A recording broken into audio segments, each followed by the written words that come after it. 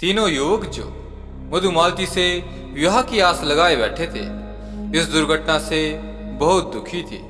उनमें से एक सन्यासी बन गया, दूसरे ने मधुमालती की चिता से राख समेटी और उसे एक पोटली में बांधकर चल दिया। तीसरे के हिस्से में उसकी अस्थियां आई और वह उन्हें लेकर चल दिया।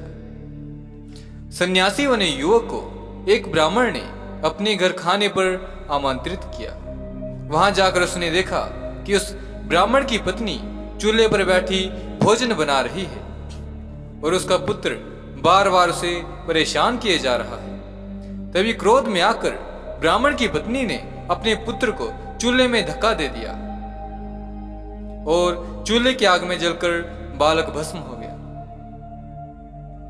यह देखकर सन्यासी को अत्यंत क्रोध आया और वह वहां से जाने लगा। तो ब्राह्मण ने उसके जाने का कारण जानना चाहा, तो वह बोला, आप कितने क्रूर लोग हैं, जरा सी बात पर एक छोटे से बालक को अग्नि में जलाकर मार डाला। ब्राह्मण हंस पड़ा और बोला, महात्मन, उस बालक की ओर से आप बिल्कुल निश्चिंत रहे। वो बालक अक्सर शरारतें करता रहता है और हमें उसकी चिंता इसलिए नहीं है कि हमारे पास संजीवनी ग्रंथ है। हम उस बालक को जीवित कर लेंगे।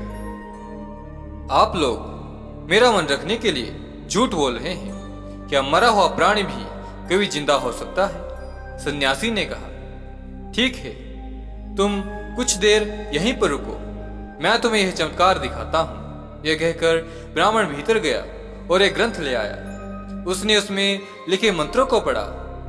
कुछ देर बाद वह बालक जीवित हो उठा।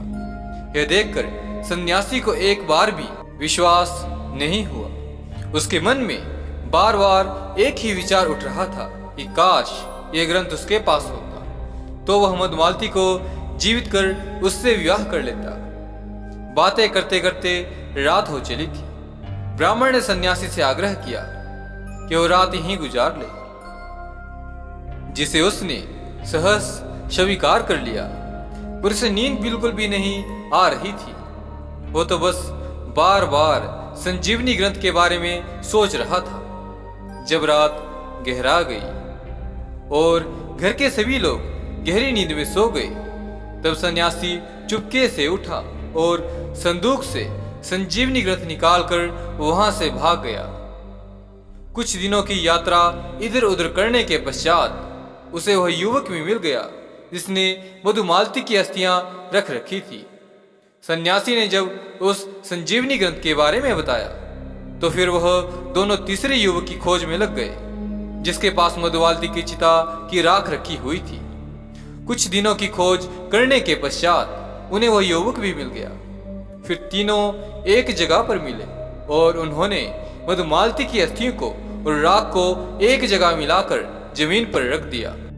तब उस सन्यासी युवक ने वह संजीवनी ग्रंथ खोला और मंत्रोच्चारण करने लगा।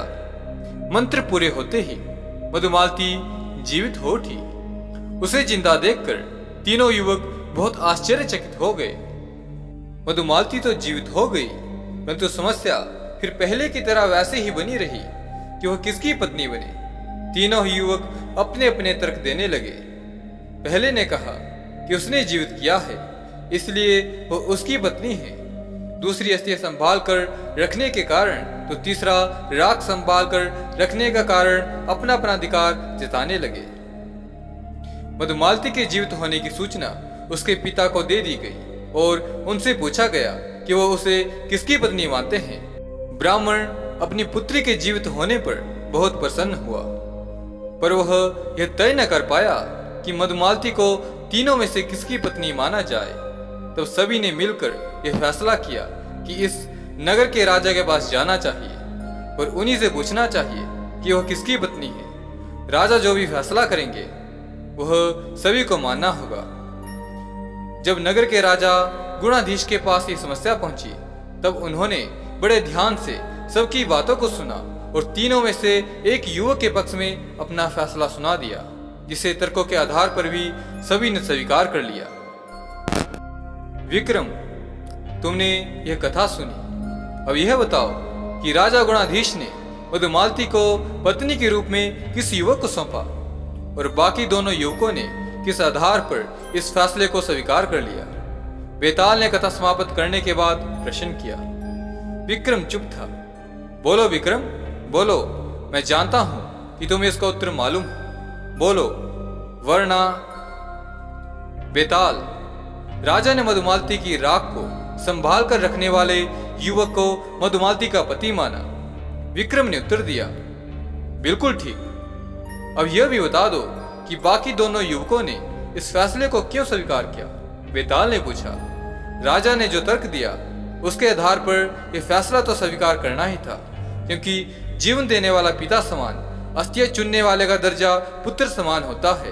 अतः जिसने मधुमालती की राख रखी थी वही उसका पति बनने योग्य था। विक्रम ने उत्तर दिया, बिल्कुल ठीक कहा तुमने विक्रम, तुम निश्चय ही एक न्यायप्रिय राजा हो।